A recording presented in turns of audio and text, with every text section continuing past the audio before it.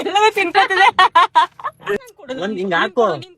ಅಯ್ಯೋ ಬತ್ತ ಇಟ್ಕೊಡಿ. ನನ್ ಬಾಯಿಗೆಲ್ಲ ಹಾಕಲ್ಲ. ಬ್ರೌನ್ ಸಖತ್ತಾಗಿದೆ ಕಲರ್.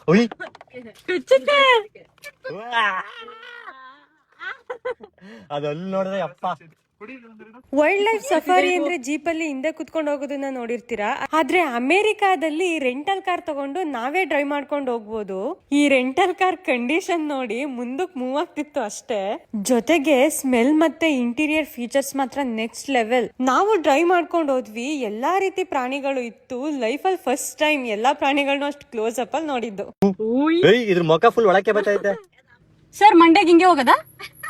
ಈ ನನ್ ಮಕ್ಕಳಿಗೆ ತಿಂದ್ಬಿಟ್ಟು ಮನೇಲಿ ಬೇರೆ ಏನ್ ಕೆಲಸ ಇರಲ್ಲ.